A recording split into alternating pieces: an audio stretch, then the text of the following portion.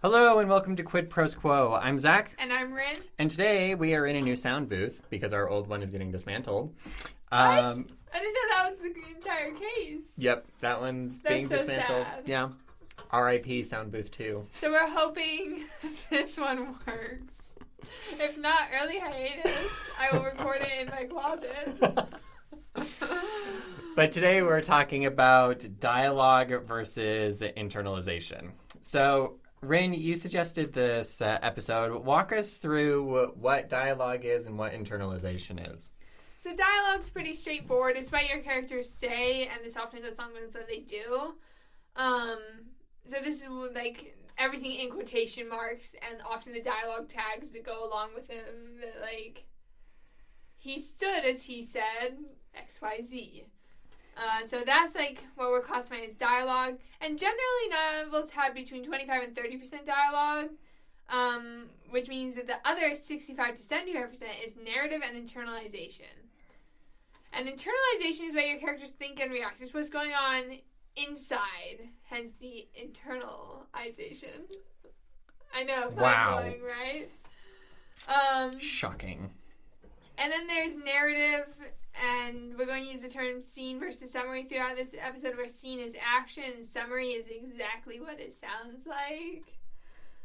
So, yeah, I think one of the ways to think about scene versus summary is the difference between showing versus telling. Because when you're doing a scene, you're showing the action. When you're summarizing, you're telling what the action is. Yes. And there are cases for both inside of literature. Exactly what I was going to say. Like, you don't always want to be showing each and everything. Because if it's not interesting, you just want to get through it as quickly as possible. And sometimes you can also use telling for, like, a dramatic effect. Yes. Yeah, absolutely. I found this quote from Jack Bickham, who is a writer. I heard this on a different writing podcast. I think it was, what was it called? It's like The Essential Guide to Writing a Novel, I think, with Jim Thayer. But he quoted Jack Bickham and said, a scene is a segment of story action written moment by moment without summary presented on stage, not what is going inside a character's head. So it's almost a mini story in and of itself. I have this somewhat lengthy example of a scene from Witch's Blood that I recently, so I'm querying Witch's Blood right now. It's a long and arduous process. But I rewrote my first chapter, and I'm pretty proud of this, and I was prepping these notes right after I wrote the chapter, so I was like, this is an easy thing to grab from. Yeah, for sure. So here we go.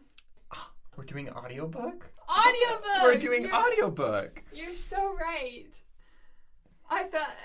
total tangent. I've thought of doing an audiobook for All Hail the Queen of Hearts. Yeah. Have not done it yet because it seems like a lot of work. But I have like a beginner's tutorial from a writing conference on YouTube saved on my YouTube Watch Later playlist. Mm-hmm. So maybe I'll do it. Who knows? Secret information. I bet your readers would love it. I think they would. I get so many people at farmers markets asking, oh, do you have an audiobook? I'm like, no. Like, I only do audiobooks. I'm like, I get it. I also like pretty much only do audiobooks now because I have a job that lets me do that. Yeah. Okay, but anyways, Witch's Blood, Chapter 1. This is starting like the second paragraph. Cordelia cut the back of her forearm with her spell knife, dripping blood onto the loamy soil of the forest. She envisioned the blood going deep, deep into the soil, growing roots to grow carrots and potatoes and wobble gourds. Blood soaked into the soil, turning it from deep brown to black. From the darkened soil, feathery green carrot tops emerged, purple potato blossoms bloomed, and green speckled golden wobble gourds popped up. Gathering the newly grown vegetables, Cordelia returned to the wagon circle. As she walked by, hefting the basket of veggies, the children of the coven ran by, playing a game of pretend. Cordelia smiled as she watched her cousins play. Every once in a while, they would use their spell knives to prick their fingers and draw blood, just enough to shoot colored sparks or flower petals into the air, accenting their play. As Cordelia walked to the center of the clearing, her wound healed over, forming new skin. She herself to treat it with some ointment so it didn't scar, but in a day or two, the skin would be fully healed. Cordelia reached the adult and placed the heavy basket down with a thump. A chorus of gratitude met her ears. Cordelia nodded and started to take the vegetables in the basket and hand them over to the other adults. At first, no one noticed the man approaching. Cordelia was chatting with her mother, Isadora, as they cut vegetables for the hearty stew they were preparing. But then the man approaching caught Cordelia's eye. She put down the chopping knife and nudged Isadora, nodding towards the man. So notice how that doesn't have any summary. It is fully seen. And if I wanted to summarize that scene, I would say, Cordelia grew vegetables for the dinner soup and went to the rest of the company to help prepare dinner. So that's, like, what Zach was telling about with, like, telling versus showing. Mm-hmm. Yeah, and sometimes that telling is going to be appropriate, but since it's at the beginning of the novel, right, you want to show, you also want to establish a magic system. That was one of the things that you mentioned was the purposes of the scene. And a lot of times scenes do 2 or 3 things at once in order to justify their existence inside of your manuscript. So this is a good example of doing dual, doing 2 jobs at once, where double duty. You're establishing the character, you're establishing the magic system, and you're starting to give an idea of what's going on with the setting as well. Mm-hmm. So I guess that's 3 jobs. 3 jobs. So it's like a first chapter. I'm like sending like the first 5 pages out to agents, and they're like, I have to put like so much in the first 5 pages to like try and hook readers. Yeah. But I'm also trying to not overwhelm them. So it's the balance you have to strike. To have a successful scene, you need internalization.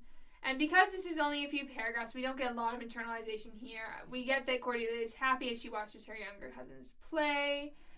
She, like, thinks about her scars healing from the blood-based magic system.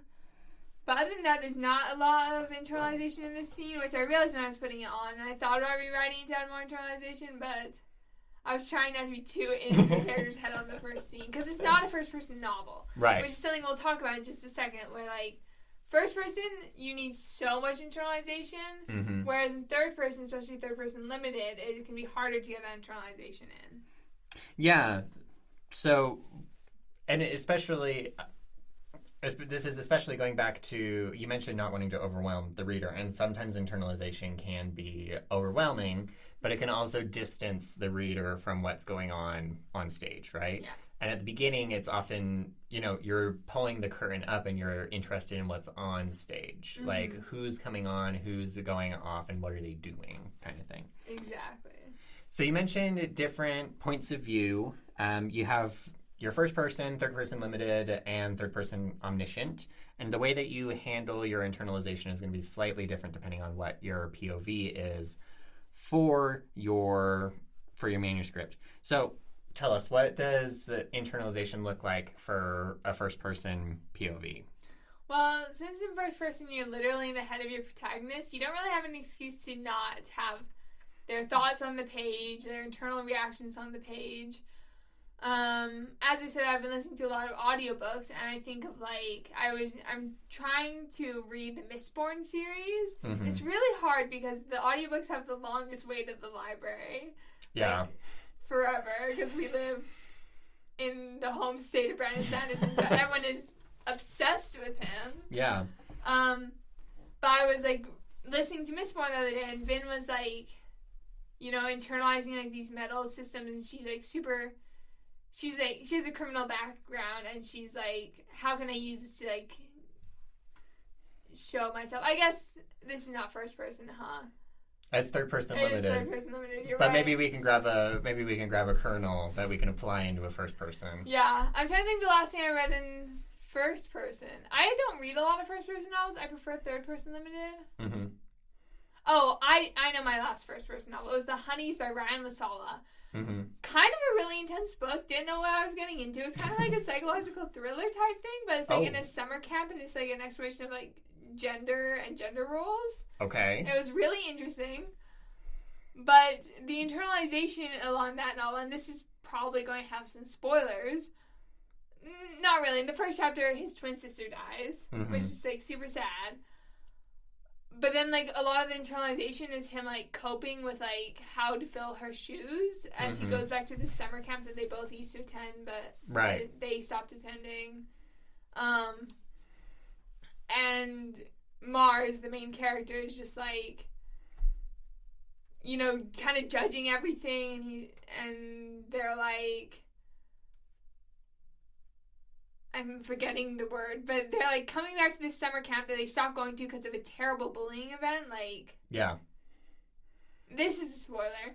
Like, some other kids basically, like, tried to burn him at the stake. It was monstrous. Gosh. It was really bad. I was listening to this as I'm doing my, like, lab work, and I'm like, WTF. Be Lord of the Flies up in here. Literally, though. But anyways, Mars in The Honeys is a great example of, like, internalization because they have opinions about everything that's going on, and they're not sharing it with everyone else. So it's not getting into dialogue most of the time. It's to the reader. It is to the reader, exactly. Yeah, I just finished reading this morning A Natural History of Dragons by Marie Brennan. Highly recommended. Gosh, it's on my list. It's super fun. And the way that it's written from a first-person perspective, from the author, Lady Trent, is writing these memoirs, but it's sort of in a Victorian kind of genre and style. So she actually speaks to the reader directly in the style of like a 18th or 19th century author like Dickens or, gentle reader. You may be wondering why I responded in this way, kind of thing, or saying, this comment was not in my best interest to survive this interaction, but it was the thing that came out of my mouth, kind of thing. Yeah. So there's a lot of it. There's internalization, but it's filtered through that lens of recollection. So you have multiple layers going on with the internalization that makes it a very enjoyable read and very enjoyable to listen to. Yeah. So that makes me think a lot about, like, character voice. Yes. And it's like, the internalization is all going to be filtered through your character voice and the tone that they're going for. Yeah. Especially in a first-person novel. When you get into, like, a third-person novel, and we're going to go back to Mistborn, because that was one of my recent things, and I feel like that's a wildly applicable book, just because Sanderson is so popular. Yeah. But, like, Vin, like, goes through this thing, she's like, not trusting Kelsier with, like, the 10th metal. She's like, why won't you tell me what the 10th metal is? And she's very dubious, and you can see that on the page even before she actually vocalizes it to Kelsier. Yeah. And character voice is still important inside of third person limited. I know that for me, when I'm drafting, I usually do third person limited for most things.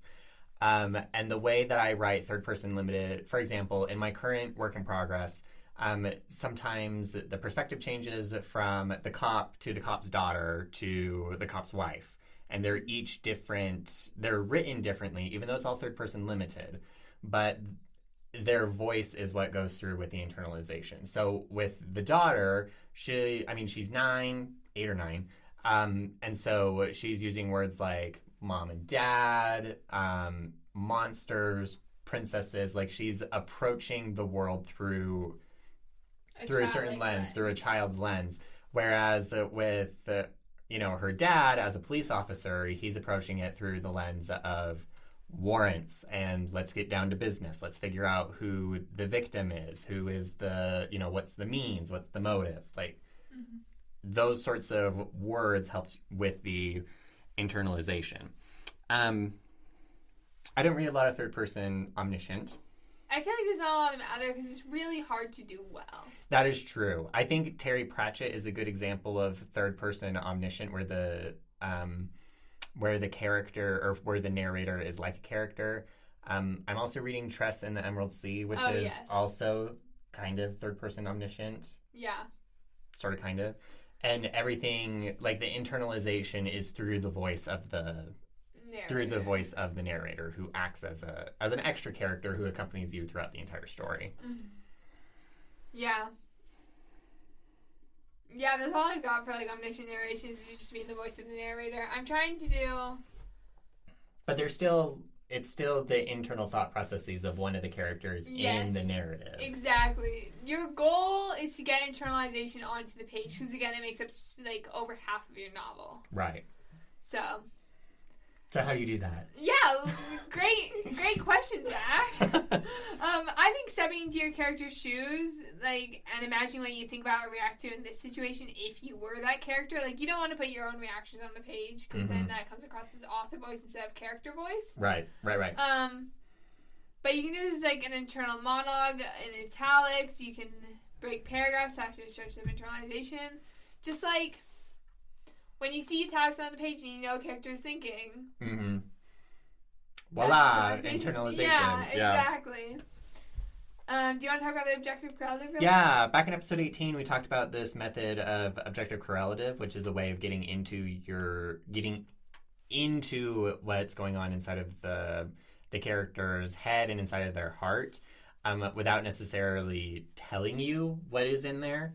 But as I was thinking about it, I was like, I suppose that's kind of like an externalization of the internalization, because it has to do with the way that you describe the world around them and the things that happen inside of the world around them. But it is a way of linking together your narration with the internalization, so that they kind of, again, do double duty. Yeah. They do the same thing. So if you're interested in learning more about that, see episode 18, which I realized was actually a really long time ago. We're like on episode 60 something. I know. We're recording episode 70 today, I think. Really? Oh my goodness. Possibly also 71, depends on how it goes. It's insane.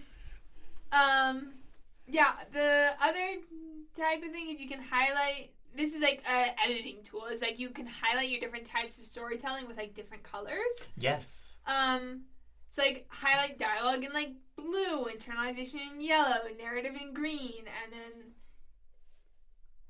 because scene and summary will be like kind of a double layer of that, you can like underline it in like black or red or blue or something. Like that's just something I found really useful in my editing, is to see, like, I had a writing group a year or two ago, and I was submitting chapters that were so dialogue heavy that one of my writing group members went through and highlighted everything that was dialogue and then calculated how much of the chapter was dialogue. He's like, Rin, this is 85% dialogue. And I was like, this is a first draft, okay?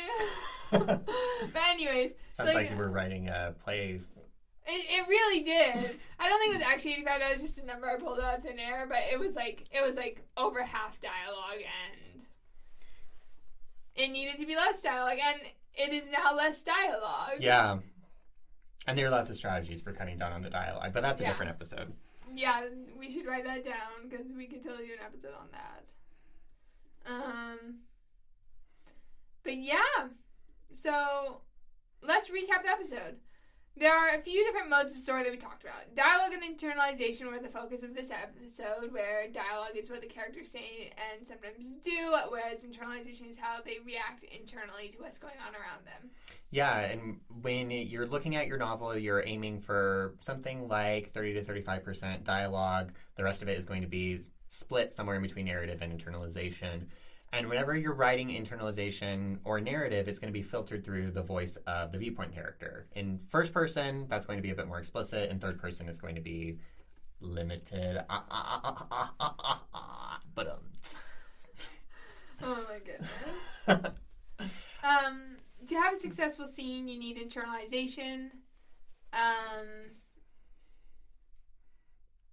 Yeah, you need internalization. I'm trying to think what else we need to summarize. Oh, and the way you can get more internalization on the page is you can step into your character's shoes, you can use the objective correlative, and as an editing tool, you can highlight the types of storytelling you're using.